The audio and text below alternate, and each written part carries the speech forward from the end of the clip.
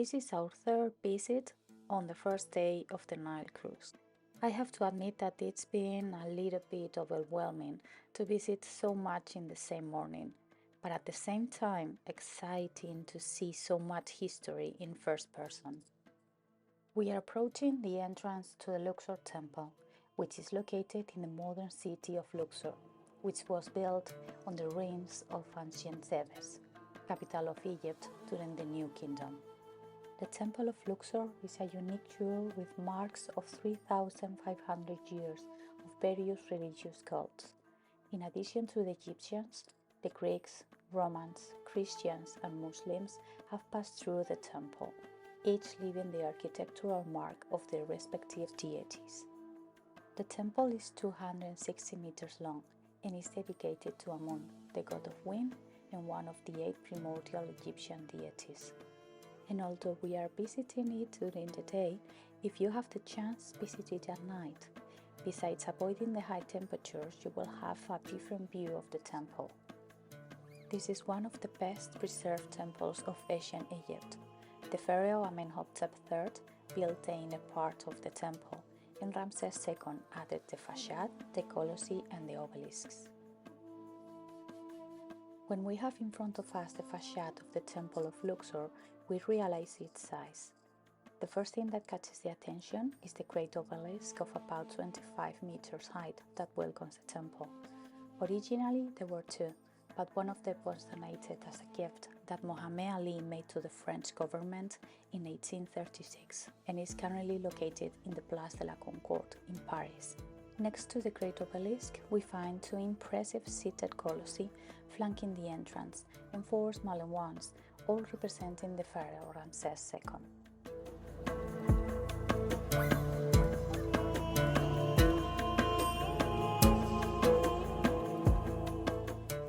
Once we cross the entrance to the temple, we find the courtyard of Ramses II, with 74 papyriform columns distributed in 2 rows. Between the columns are interspersed huge statues representing Ramses II. This patio was the only place to which the people had access during the religious processions.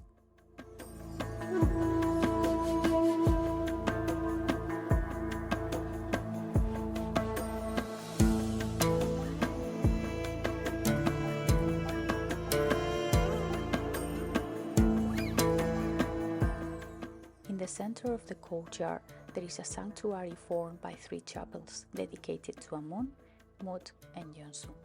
They were built by Hatshepsut and Thutmose III, and later decorated by Ramses II, and served as storage for the sacred boats.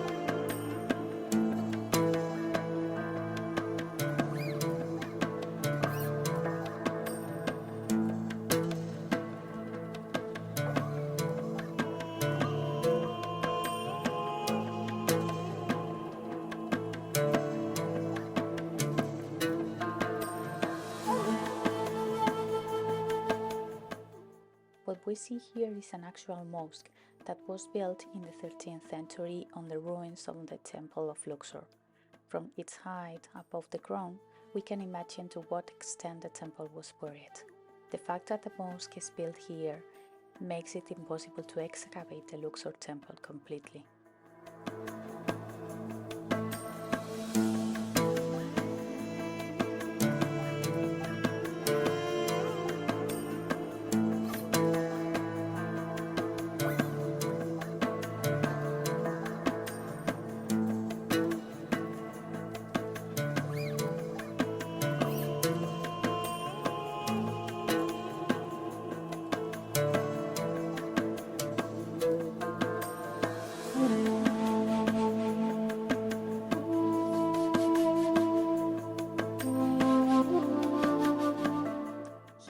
although in a very small size, we can see the favorite wife of Ramses II, Nefertari, represented next to his leg.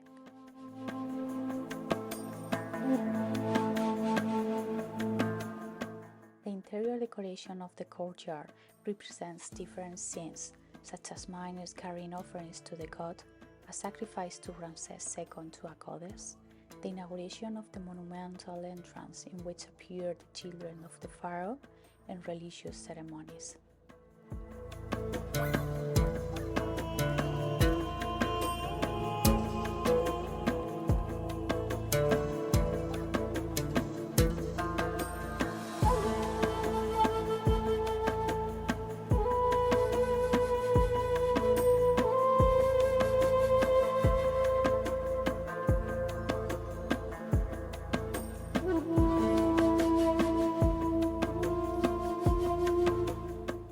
We move on to the Great Colonnade, Amenhotep III, which connects the two courtyards of the temple, the courtyard of Ramses II and the courtyard of Amenhotep III.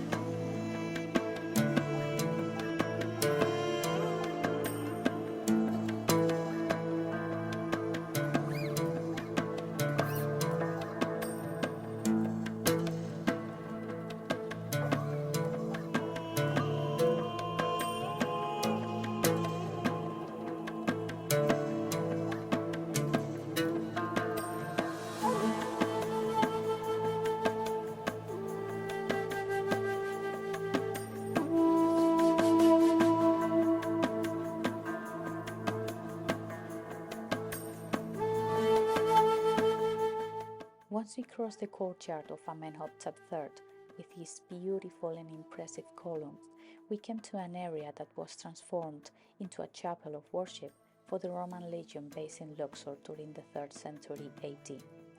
This room was plastered with a plaster stucco on which you can see remains of the Roman paintings that decorate it.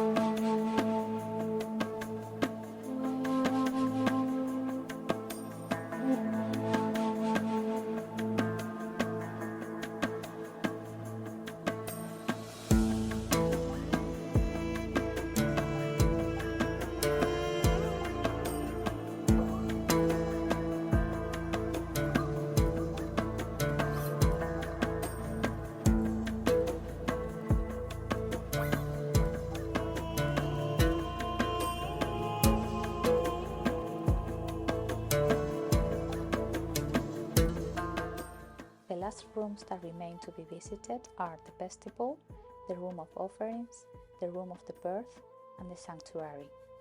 Egyptian temples used to be built from the inside out, so we are now visiting the oldest part of the Temple of Luxor.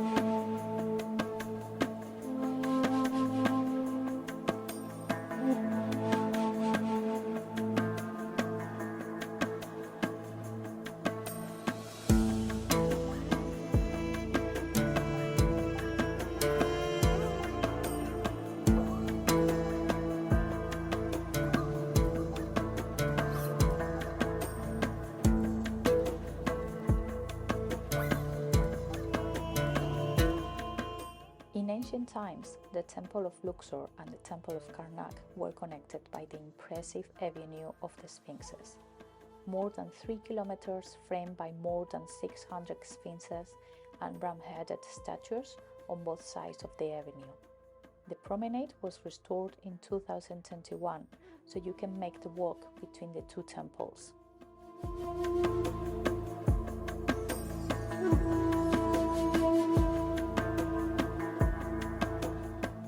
We are now heading to the Temple of Karnak, but not before enjoying the view we have of the Temple of Luxor and the Avenue of the Sphinxes from the bus.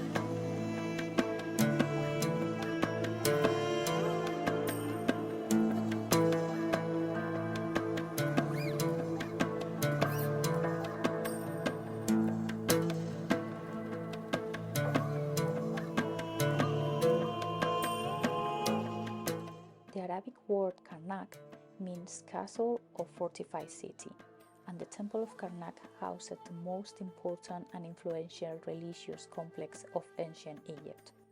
It was dedicated to the national god Amun, whose cult lasted more than 2,000 years. The pharaohs expanded it endlessly, and the ancient Egyptians call it Ibebsut, which means the most privileged of places. In the Temple of Karnak, you can see up to 10 large entrance doors with 2 towers. The first one through which we access was the last to be built and the largest of all. These doors had a symbolic meaning, since they represented the 2 hills of the horizon through which the sun rose, and a practical one, since they acted as a security lock that prevented chaos from reaching the divine world.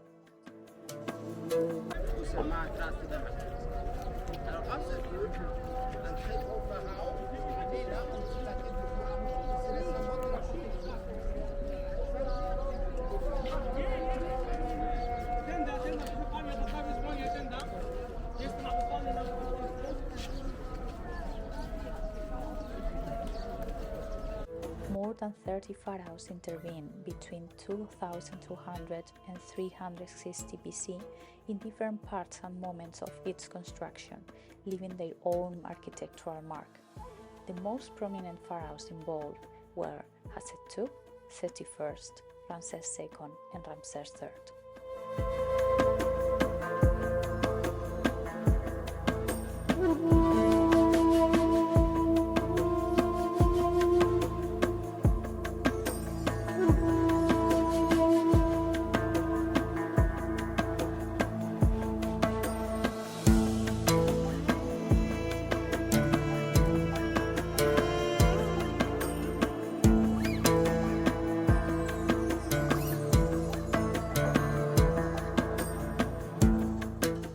The Temple of Karnak occupies about 100 hectares.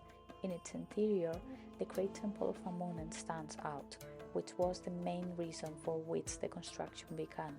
But as the pharaohs passed, other smaller temples continued to be built.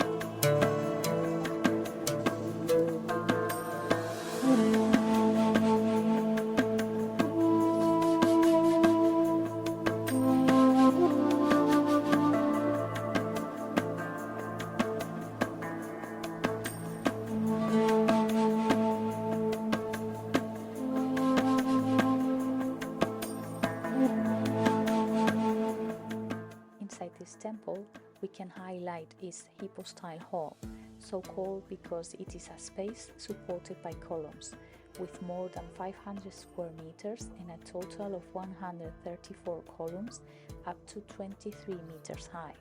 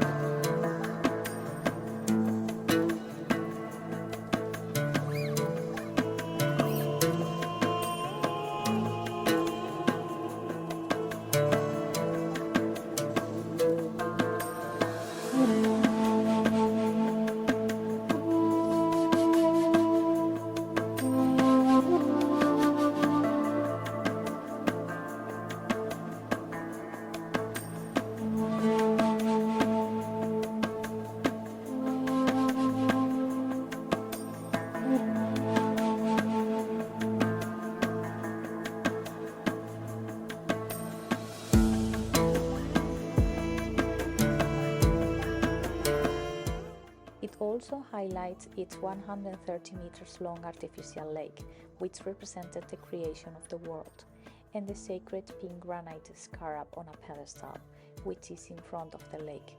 It is said that you have to go around it to have all your wishes fulfilled.